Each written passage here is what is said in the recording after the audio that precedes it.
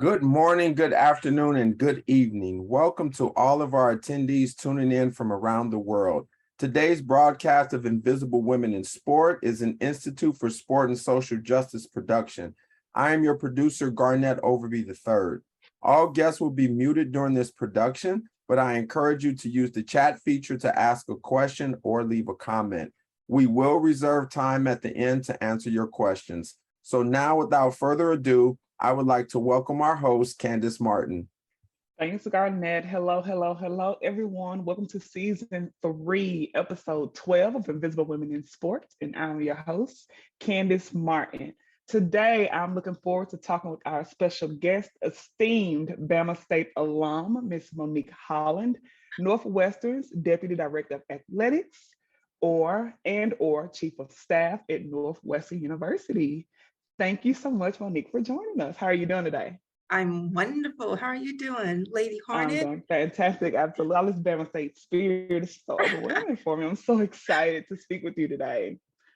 All right. So as you and Garnett talked about the other day in the pre-screen, we're going to play one of two games, 2 truths and a lie or rapid fire. We're actually going to do rapid fire. So I'm gonna see how that Lady Hornet, see how you perform a little bit under pressure. Ooh, okay. Get my 30-second timer going, and then we're gonna get started. You ready? Yes. Alrighty. Favorite basketball player of all time? Lisa Leslie. Trip to the beach or mountains? Beach. Sprints or distant running? Sprint. 5 a.m. conditioning or 2-a-day workouts? 5 a.m. Heels or sneakers? Sneakers. LeBron or Jordan? Jordan. Work from home the rest of your life or work in the office the rest of your life? Office. Very nice, with 4 seconds to spare. Absolutely. That's the Lady Hornet there. Very nice. So we're going to jump right into the conversation, Monique. So you've held many seats in athletic administration at various institutions at many different levels. How did you get your start into the sport industry? What did that look like for Monique? Well, sports started for me at a very, very young age. But so like I told the folks the other day, like it basically, I think, changed the trajectory of my life. Like I said, from a very young age, I played it since 2nd grade, specifically basketball. But if we want to jump into college athletics, I will tell you, I love telling the story because I do know that was truly God's divine for my life. And also to have a woman take a chance on another young woman who had limited or no experience in coaching, but and this is about coaching. I'll transition a little bit into administration if you don't mind, because that's what helped me. So I to make the long story short, I went to I worked in Atlanta for the '96 Olympic Committee. And after the Olympics was over, I went to Georgia Tech just to get a job in HR. And then decided to walk over to the basketball office and was like, hey, maybe I'll just volunteer. I was sitting in the lobby. There was no one around. I heard this loud voice in the background. You have to know Agnes Bernardo to know. Like, her voice is louder than, I'm not sure, like you could probably hear her from wherever she is now, but big life, big personality, right? But anyways, I'm sitting in the lobby. She doesn't know I'm out there. I see Bobby Kremen's name on the plate, and I was like, maybe I'm not supposed to be here. So I was gonna leave. So I just didn't feel like I belonged, right? Yeah. So much backstory to that, but didn't think I belonged. So I was getting ready to leave, and Agnes goes, who's out there? So I go, hi, Monique Holland, just come to see if I can volunteer. Oh, you know what? Come on over here. And she's like, come on over to practice on Thursday. We're headed to Europe. Come say hello to the team. So I went to practice. Thank God I went to practice. Stayed up high. Gotta know Agnes. Come on down here. Say hello. Did that. They went to Europe. They come back. I sent her a thank you note for inviting me to practice. I congratulated her on their trip to Europe. Because of that, 2 of her core values is service and gratitude. Because of those 2 things, she offered me a job as a 3rd assistant basketball coach at Georgia Tech, straight out of college. Absolutely. And so I mean, and that's just like, that came and expressed the emotion I had to be this young girl from St. Joe, Missouri, right? From an HBCU institution, where to get a job at Georgia Tech, but transitioning into administration,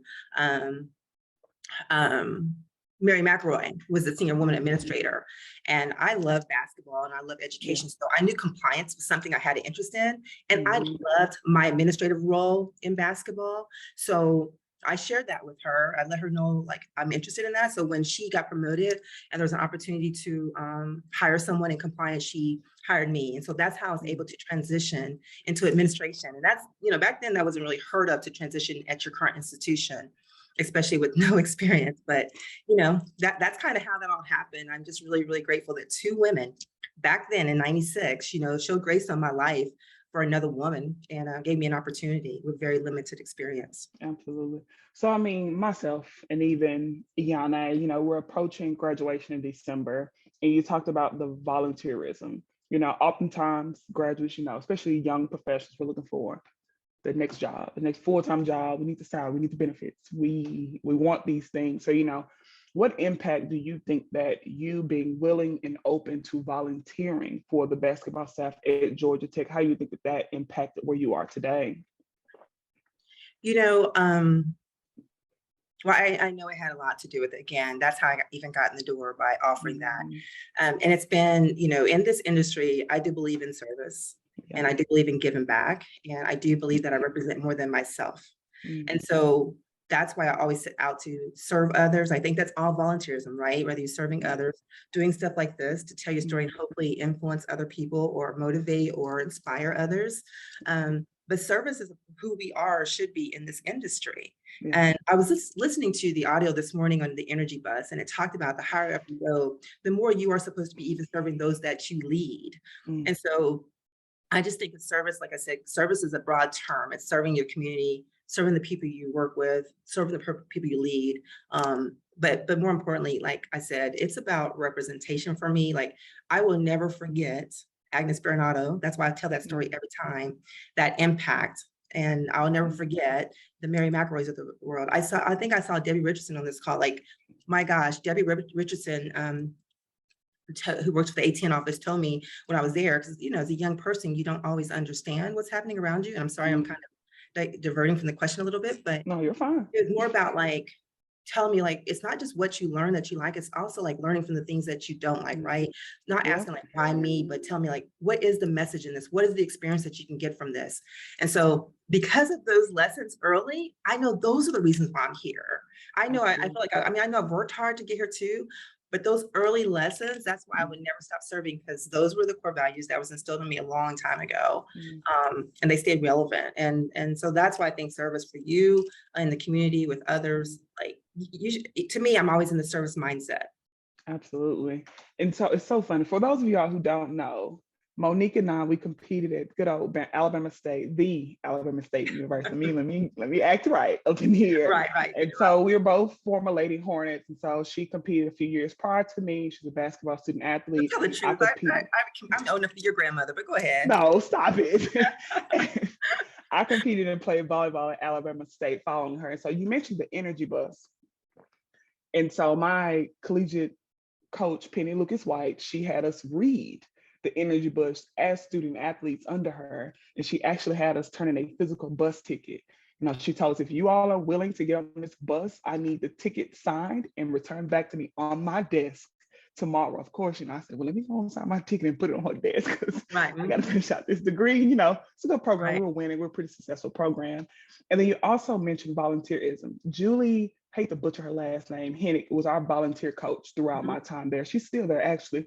She always told us to give back to the sport that gave us so much. And that always remained with me. No matter where I go, I've interned at the NCAA. I'm now at UCF completing a program. I always find a way to coach and be able to mentor girls through volleyball, even just to be just a mentor for them, because I always remember Julia telling us, give back to the sport that gave you all so much, because we learned a lot as athletes, but we also learned a lot as women. And then we can give that back to young girls who are coming up through a similar sport or the same sport that we're also coming up through. So I definitely agree with staying true to your core values. Right. All right. So since I kind of started talking about our HBCU experience, how did your, Bama State looked a little different when you were there compared to when I was there. But, being a student athlete, it's all one and the same, So how did your HBCU experience impact your professional career? Because sometimes there's a stigma with HBCU graduates, just to be completely transparent. So, like, how has that been? How's the experience been for yourself? Yes, the experiences are different, and I recognized that soon when I got to Georgia Tech. But what I would tell you, and you know this, HBCUs, it's because of the limited resources, right? People genuinely pour into you. They love on you. Mm-hmm. They teach the value of relationships, like genuine, authentic relationships. And so because of those things, like, yes, I got the education. You and I talked about having we had the same professor for our major program, and she Yep.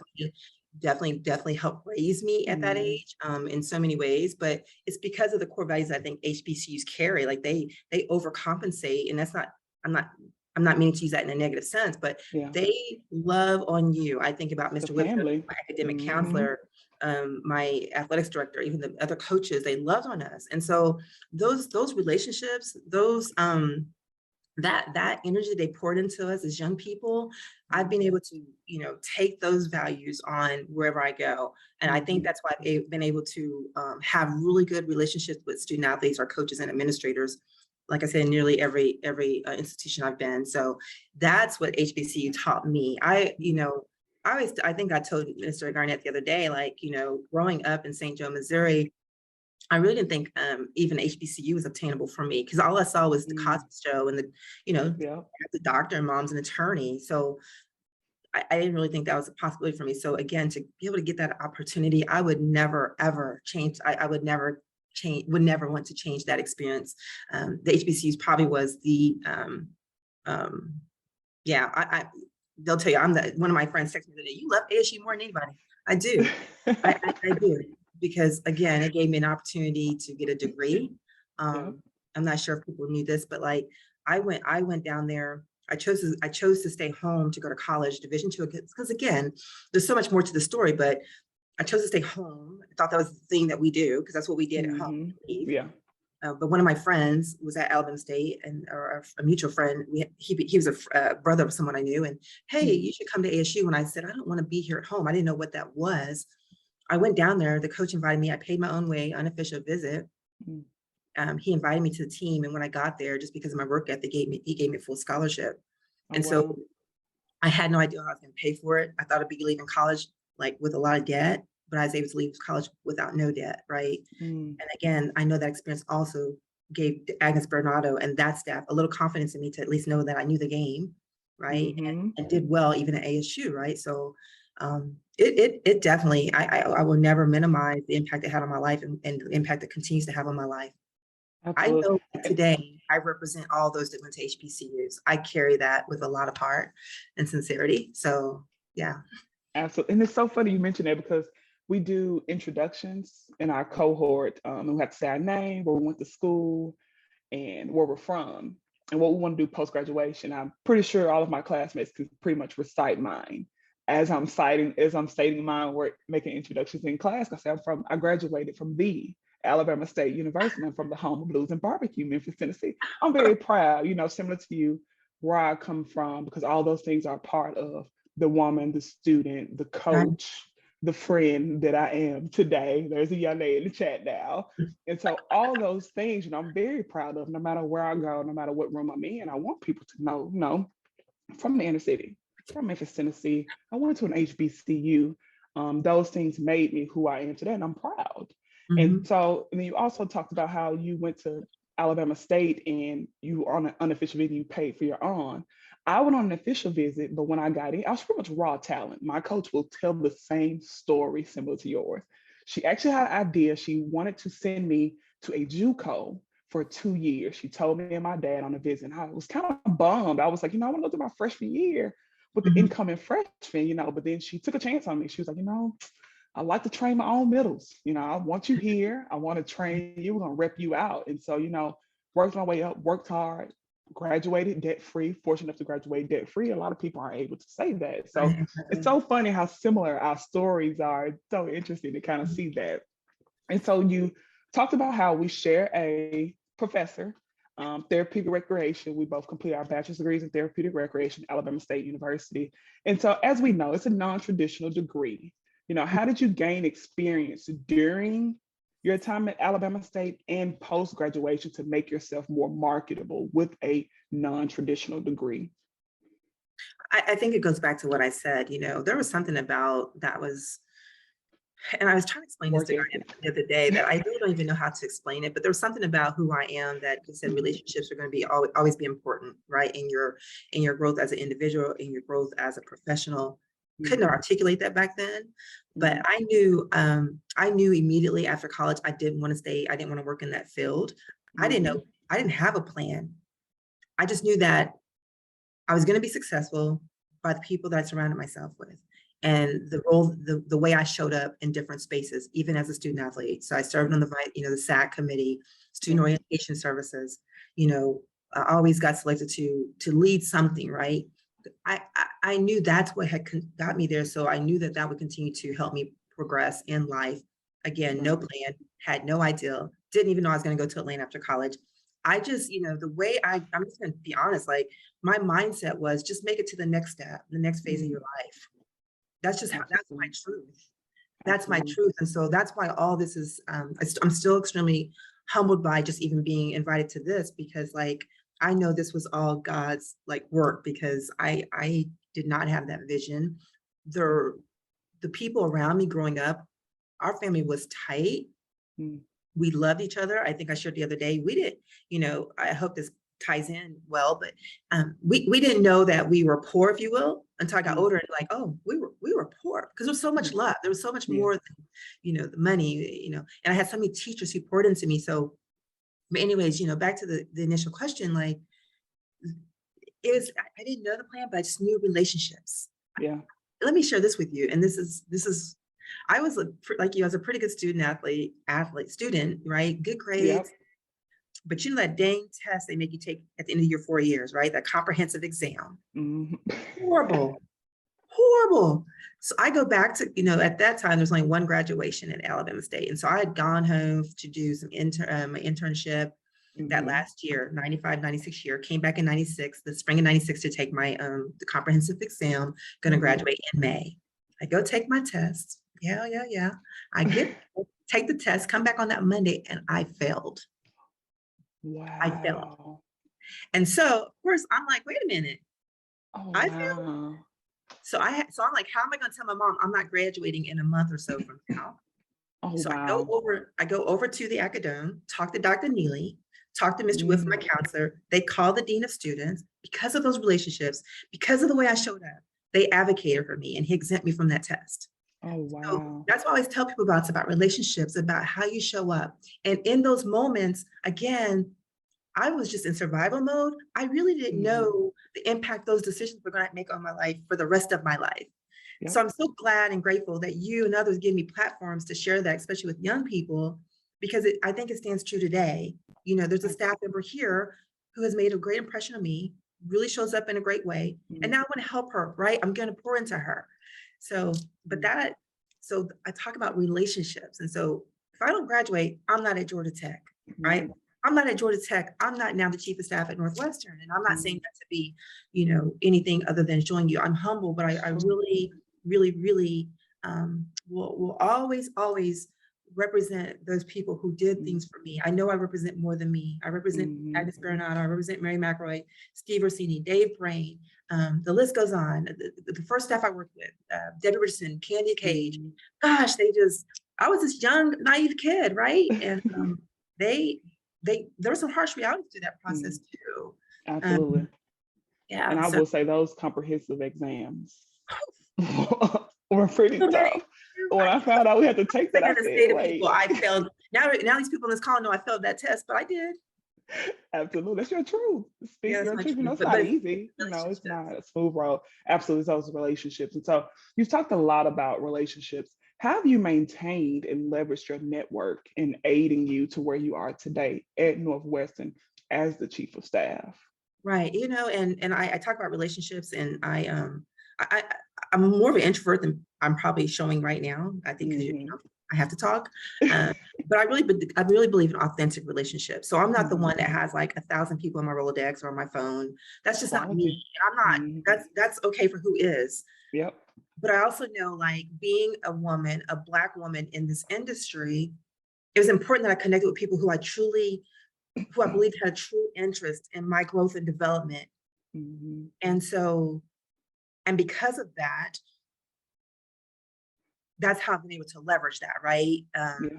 Because when you find people who will give you truth, whether you want to hear it or not, that's what you need. Mary McElroy. So when I first got to, was in the compliance office, she took me to this conference in Atlanta, a DEI conference before diversity in education or diversity in inclusion was really a thing, right? Like Yeah.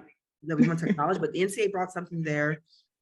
So obviously this is back in the early 2000s, and I'm still 20-ish something. I'm still fine, right? Still basketball body, still hooping, right? All this stuff. And I show up in this short dress because I feel like I can still wear this short dress. Yeah. And Mary McElroy said, okay, she called me aside, that it's not appropriate, that you can't do that if you want to be taken seriously. In my mind, thank God I was raised to be respectful, so I listened. But in my mind, I'm like, you just hating, fine, whatever. This in my mind, that's how I'm thinking. But I'm like, okay. So again, I'm glad that there was something that my mom put in me to say, you respect the people of authority who are you, whatever.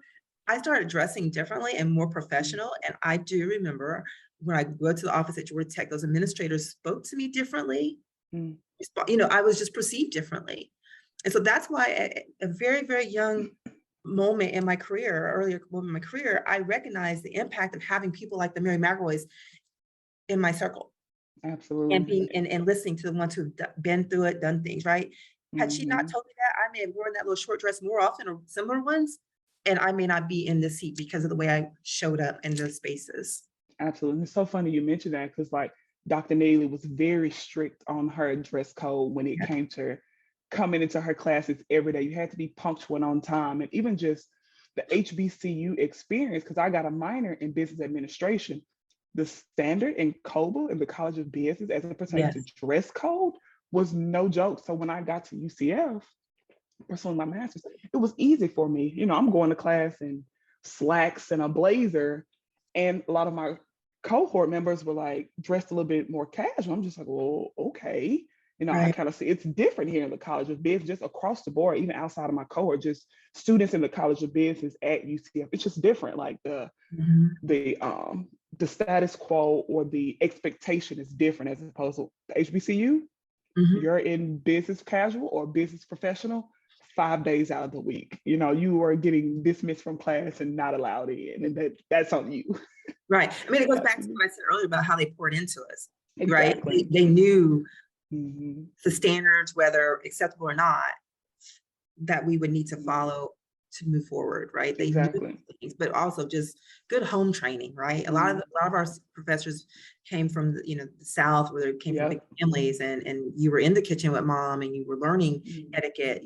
So that goes back to the values we talk about HBCUs. Absolutely. So now Chief of Staff at Northwestern, you've been on campuses such as Georgia Tech, Auburn University. How has your experience been as a Black woman being in rooms where you are either the only Black woman, the only woman in these administrative roles? How has that experience been sitting in those and having a seat at those tables on those PWI campuses? It's that's an interesting question, and I it's been a learning experience for sure. Yeah. But it's been very rewarding. And I say that because we all, rather Black, white, male, female, have challenges. I know what you mean when you ask me that question, though. Yeah. Yes, I have been the first or the only in many tables, and a lot of my women who look like me, we had those conversations. When I was at SMU in the conference USA, we had quite a few women of color that were senior women administrators. So we formed our own group called SACS, Sisters of the American Athletic Conference. That's what it means. So that was our, we all talked to each other, helped each other through things. But the sisters were real with one another, right? So it's just identifying folks who can help you navigate through some of those challenges. I would say that I've been very fortunate, though, especially in the latter part of my career, to work with some amazing leaders, right? And Alan Green at Auburn, Dr. Derek Gregg here at Northwestern, and even Rick Hart. And I say even because he's a white male. Yeah. But I've been, especially after SMU, I was more intentional about where I worked or who I worked with, because as I've gotten older or more seasoned, I should say, it became more important to me that I can be my authentic self, because that hasn't been always easy. I Right. always felt handcuffed, if you will, by speaking up. The fears that I think most of us on this call, I can't see everyone, so I'm not sure all the races, but women, even white women, have experienced this too, right? So and so all of us have, for the most part. But you know, I'm grateful for the experience I've had, because I survived it. And again, I've learned a lot from those experiences. It goes back to what Debbie Richardson taught me back as a young person in coaching.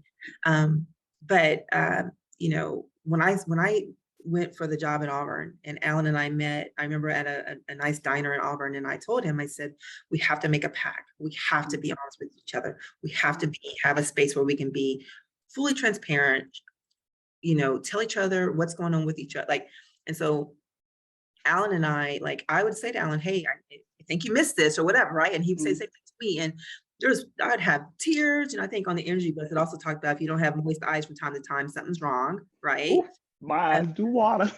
Yeah. So I would go there, like, Alan, you know, y'all, it's Alabama, right? It's still Alabama. Auburn's amazing, it's still Alabama. And Alan is a Black man in a very, you know, that's a different culture for people of color.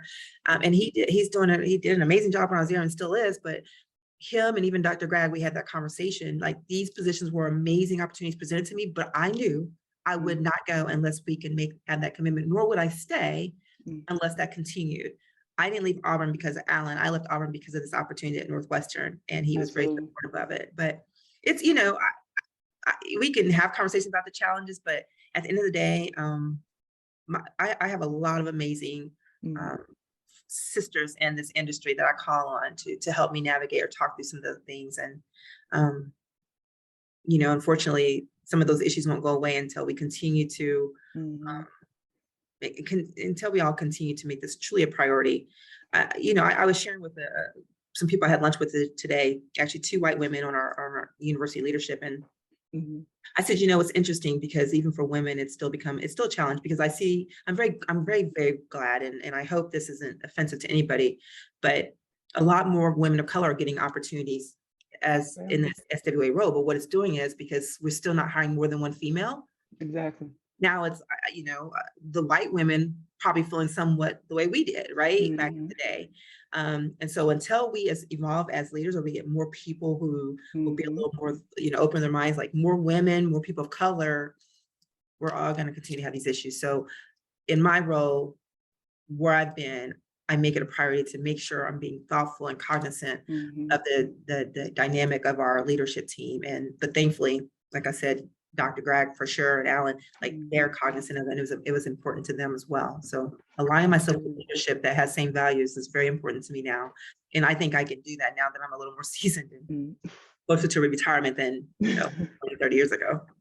Absolutely. And actually, Dr. Greg co-taught a course at UCF. He co-taught my class. So I am familiar with Dr. Greg. So you talked about your role as chief of staff at Northwestern.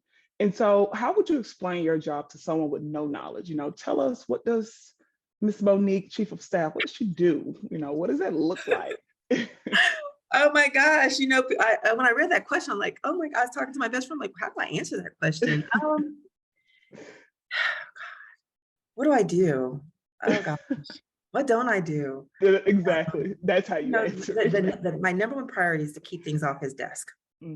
So the goal is that everything that's not, you know, life-changing comes through me. And so I just help reduce that, so he can focus on developing relationships with, you know, university leadership, donors. We got a major stadium project going on. So I kind of handle the day-to-day, be that liaison. You know, right now I'm working on a strategic plan. There hasn't been one done here in a long time. And so that's taken up a lot of time, because we, you know, being a new leader, and let's just be very candid. We as people of color carry things a little differently when we walk in the door. And so the way that we need to build, and that's probably not totally fair to say, because I haven't talked to others to know that, but the way I think is, this is just my truth, the way I think about this, but we want to make sure we're being so inclusive in this process, the strategic planning process, that I tell people, this is my saying, this is my baby, but it's the birth I never want to have again, right? And it's only because, like I said, we're trying to be extremely inclusive with committee members, with engaging folks in the community, campus, and citywide. And this is Chicago, y'all. Those who have a vested interest in Northwestern to get their feedback. And so when this project is over and this booklet comes out, it's not going to be very big. People are going to be like, "It took you 7 months to do that." Well, it's the work that went into it, and it's going to prove valuable because the relationships we're forming, and to let people know what Dr. Gregg is doing here at Northwestern, because he's following an amazing leader in Jim Phillips, right? And so now we got to make sure people understand, like, we're continuing the momentum that was here, that was started with Jim Phillips. But so yeah, it's my day-to-day is not the same, but it's always interesting. Absolutely. And so what would someone that may be pursuing a role such as yours, what is something that they should know? We like to talk about the good, the bad, and the ugly here on Invisible Women in Sport. Like to keep it real. So, what is something that, people should know prior to pursuing a role such as chief of staff? Right. I would tell you, because we talk about relationships, right, a lot, and that I hope the people that know me on this call know that that truly is what I'm about. The higher up you go, the further removed you get from student athletes. And so that's been the hardest for me. And so that's what you have to decide, and it depends what kind of organization you work for. Like, I know if I was to be in the seat again, I would want to go at a smaller school so I could have those touch points regularly with our student athletes. That's who I am. So I have to be more intentional now to go meet our student athletes and our coaches so that I can, because that's why I'm here. And I truly mean that. And my why, we talk about our why. My why is just not student athletes. My why is the impact I have on staff as well. I am fortunate enough, and I hope this isn't too far removed from your question. I am fortunate enough to be trusted to make decisions, not only for student athletes, but for people, like lives of people. And that's a responsibility that I am very grateful for. And I don't take that lightly, which is why you won't see me fire someone quickly. Like, I won't let a coach get rid of a student athlete quickly. They have to probably go to the earth and over to the moon and back to move a kid, because I really do value, like, this changes people's lives, the decisions we make. And so I probably there might be some coaches who don't like me for that reason, but that's okay. I'm going to stick to my core.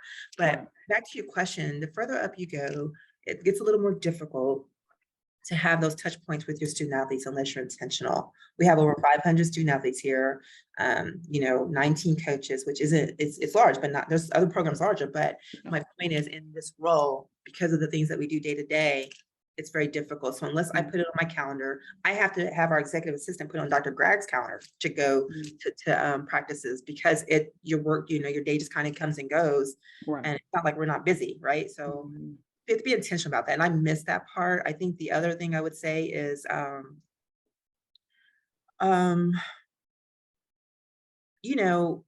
first of all, just really work hard and what do they say? Just grow where you're planted, right? Is that the same? Yeah. Grow where your feet are planted. Yeah.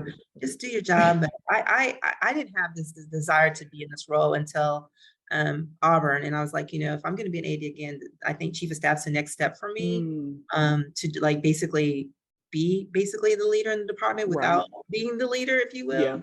And see if this is what I want to do. And I knew it's going to, again, be aligned with a leader that I knew that would really develop me. So yeah, but it's not for the faint, right? Like, this is not easy. I take a lot of bullets, that's what this job is. I'm protecting my leader.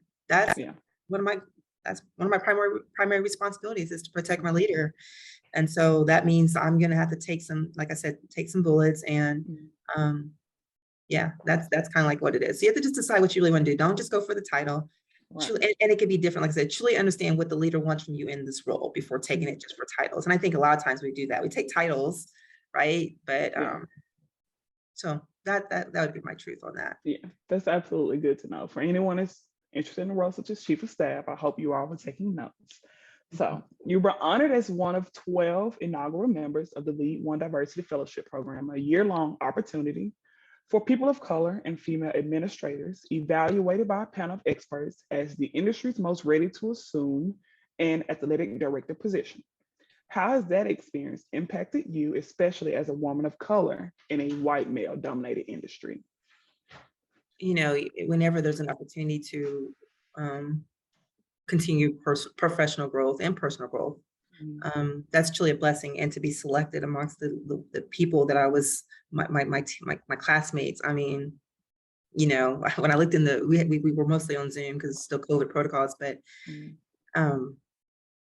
I was just, you know, like sometimes I feel like I didn't belong in that room. Those people are amazing people. Brian Blair, you know, some of them have gone on to be ADs already or new leadership roles. I started in the cohort in the group when I was at Auburn.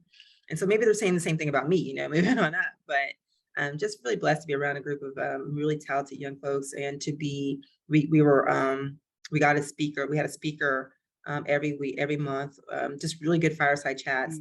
But the biggest part, the biggest benefit that came out of that, I was partnered with Pat Chun, the athletics director at Washington State University. So he's become a mentor through that program. And if you know him, he's a part of the Gene Smith tree. And he was very gracious in passing along a lot of his wisdom that Gene Smith, you know, shared with him. And he's always a phone call away. You know, you know, I've been in a few mentoring programs or programs similar to this. And, you know, we all start off wanting to be a mentor. So I would say to everyone on this call, if you choose to be a mentor, truly pour into your mentee. Don't sign up just so you can have your name on some booklet to say you're a mentor, because it's most frustrating when that does not occur. So I'm very selective, like when I choose to be a mentor, because I know the availability of the time commitment that takes.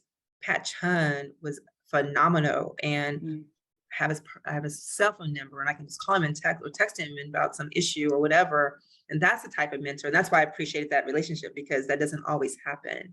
And so, yeah, I'm very, very grateful for that. I do know that being a part of that program, there's a lot of credibility behind that program.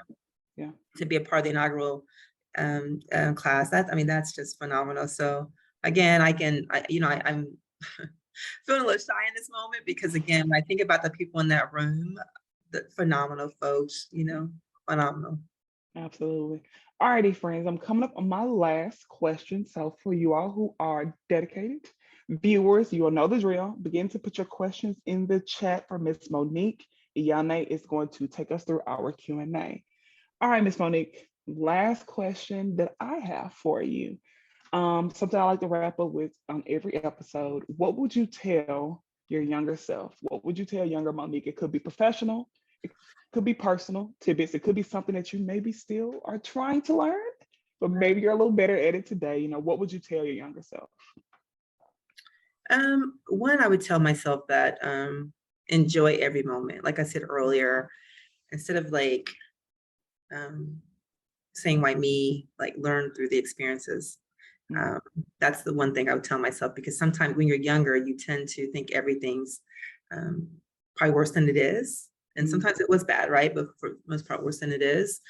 I would just tell you, enjoy it. Like when I think about the life that I've had through sport, it's been, I'm that's why my friends think I have the best job in the world. When you live it, you don't feel that, right? But they know. But there is a lot of value in what this industry allows for us to experience. So I would just tell my younger self to enjoy it, develop your core values, stay true to your core values, know that, like, and determine your why. And again, hoping if you're in this industry, it truly is about pouring into young people, but it's also about, I just lost my thought for a second, I'm sorry. Yeah, so it's about pouring into young people, but also like understanding, like, never stop like learning, growing for yourself. But core values, I will tell you, like, I struggled with my core values for a long time and I thought that was just something to say or do, but I understand, especially being in a leadership role that I am now, how important, and when I was at Auburn, how important it is to have core values that you can go back to when you're making some really tough decisions for yourself and for others. And so I always refer to the word grace, right? That unwarranted favor, because I do believe that my name should be Grace, because I do believe this whole journey has been unwarranted favor. God has given me way more than I could have ever imagined or probably even deserve. But grace is my core value, you know, gratitude, respect, accountability, compassion, empathy. And if you hear those words, they're all about like feelings and how you treat people and those relational things, because that's what this is about. That's what this is about. Like, you can, if you're working in here for any other reason than that, then it's truly a disservice to our industry, to the people that truly come here every day and work hard, and represent us in our institution. And that's just not student athletes, that's staff too, right? So core values, the sooner you can learn those, and it's okay if they change, but the sooner you can identify those and help them be your North Star, like what guides your decisions, the Right. more at ease. I go home and I don't stay awake much more anymore, because I do believe that the decisions I make come from a good place and who I believe myself to be. And so that's probably the number one thing I should have started with. But yeah, core values are so important, and staying true to that. Absolutely. Well, thank you so much, Monique. It has been a pleasure to have a chat with you. It's always great to have a Bama State alum and talk to a fellow Lady Hornet. So now I'm going to throw it over to Iyane for Q&A. Alrighty. Hello, Ms. Mhm. Monique. So we're gonna start our Q&A portion, and I'll start with my own question first. And you mentioned that you have to take a lot of bullets in your job. So I took that as your job can be very demanding and very stressful. What does a self-care look like for you? Like, how do you find the balance when your work is very demanding, but you also have to, like, you can't pour from an empty cup. So like, how do you fill your cup back up? Right. Well, again, it goes back to relationships. I go back and spend a lot of time with my friends. I always go Mhm. back to ASU for whether it's home. Like I love ASU. It's again, it raised me. So I try to find time with family and friends. That truly is what I do. And I will tell you, I like a cigar bar, so I like that too. But yeah, I just try to go spend time with people that, you know, that just we just have good girl talk, right? And Yeah. that's just it. I could just be at home and have a glass of wine with friends. That's all I need to unwind. Again, Mhm. and that probably wouldn't have been my response about 10 years ago, because again, it goes back to my core values. I know Yeah. that although my every decision may not be right, I know where it comes from, and I have solace Yeah. with that. Good. I like that answer. I also have another question because I haven't seen any in the chat. When you were implementing or overseeing 17 programs at SMU, was Oh, there ever, I said that correct? Was it at when I was SMU? the AD or Yes, ma'am. When you were senior Alabama AD. State, Alabama Alabama State. State. My bad. They That's need to okay. That's update your okay. bio then on That's okay. Northwestern.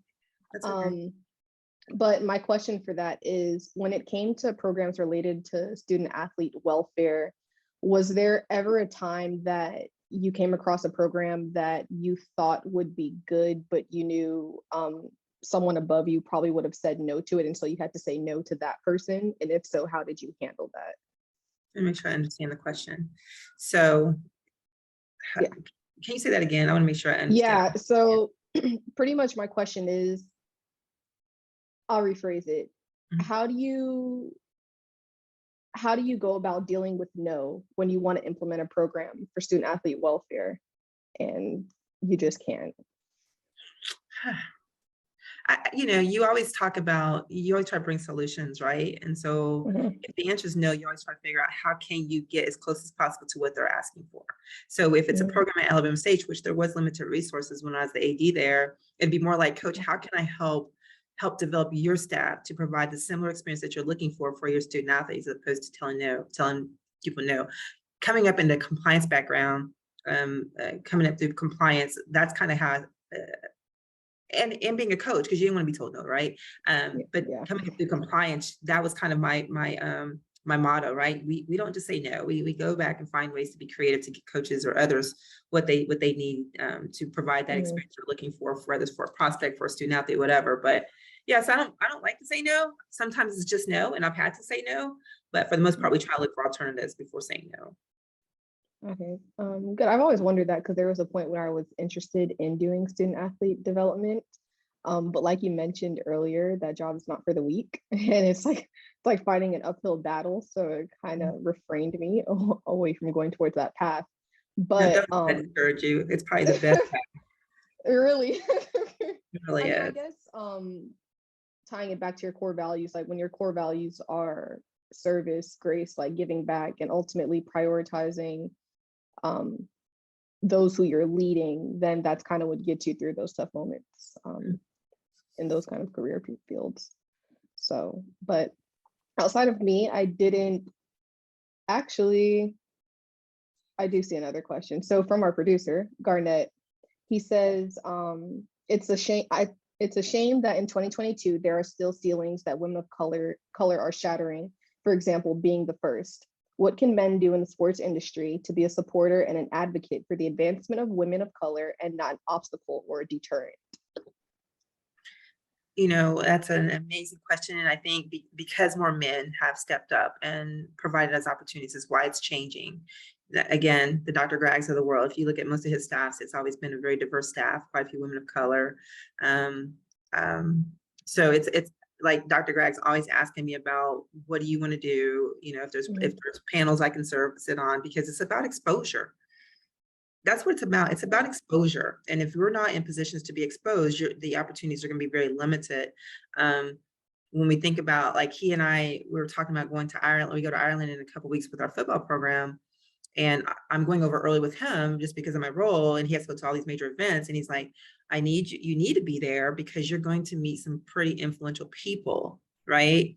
And so if anything should ever, you know, because that a lot of times presidents are going to call other presidents, and presidents going to say, who had engagement with athletics and how did Monique show up in those spaces? So it's truly about exposure.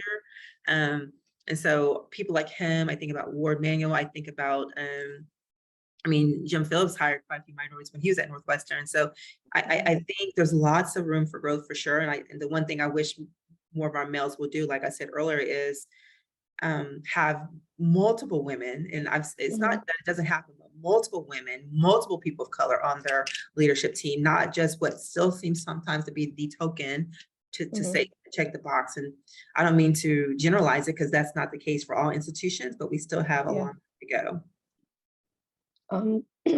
Completely understand. I do have another question, actually. When you talked about like having to speak with different presidents and sitting in rooms with a lot of important people, do you ever feel pressure? And if you do, how do you manage it?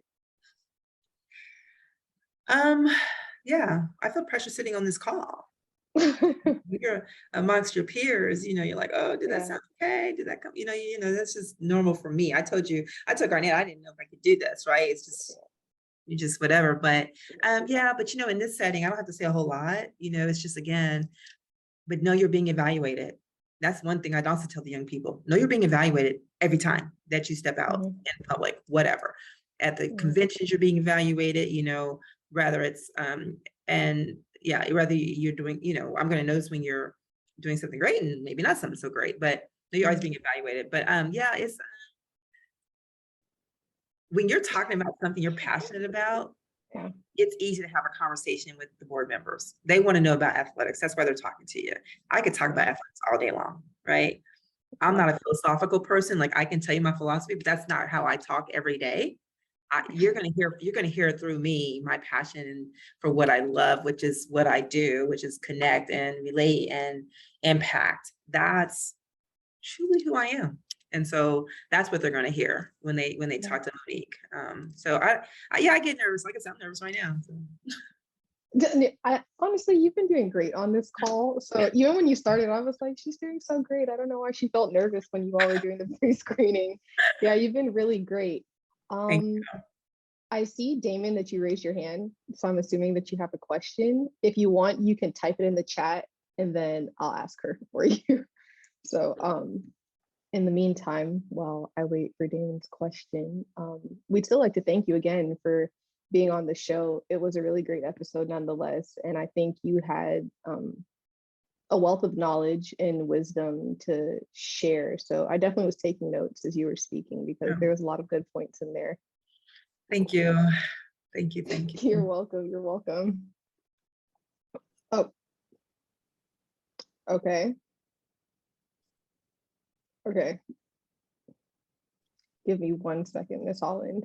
Okay. All right. So Damon, we do have to close out the show, but you can put your question in the chat and then we'll email it to Monique and we'll be sure to get you the answer to your question. But thank you, Monique, again, so much for joining us. You did a great job. You know, Lady Horn, so usually, you know, we show up when it's time. And so now I am going to work to close out the show. Okay. Thank you so much. Absolutely. No, thank you. All righty, friends. We thank you all for your constant support of Invisible Women in Sport. We are a nonprofit organization with other programs that impact various social justice issues. Please use the QR code to support us with a financial gift as we continue to change the lives of sport. Thank you. Thank you. Once again, special thanks to Monique Holland, our producer, Garnett, Matt, and our GAs, Maya and Iane, the entire Invisible Women in Sport team. And a special shout out to Northwestern University Athletics for allowing Monique to spend some time with us today. Thank you all. It's been great. Please follow us on all social media platforms to stay up to date and informed on future programs at Institute SSJ. If you ever miss an episode, we've got you covered on our YouTube channel where all of our episodes are posted and up to date. Also, we receive a lot of inquiries about internship opportunities. If any of our supporters or members have internships available, please, please, please send your information over to our producer, Garnett Overby at goverby@sportandsocialjustice.org, so we can send that out to the people reaching out to us. And also, viewers, we need your feedback. So following today's episode, you will receive a very brief survey. We ask that you fill that out as we are continuing to approve our Invisible Women in Sport Zoomcast. Join us on August 25th for episode 13 of season 3 with me at 2 p.m. with Dr. Brianna Robinson, Senior Associate Director of Athletics for Diversity, Equity, and Inclusion at University of Illinois. Be on the lookout for the registration link. And once again, I'm your host, Candace Martin. See us now.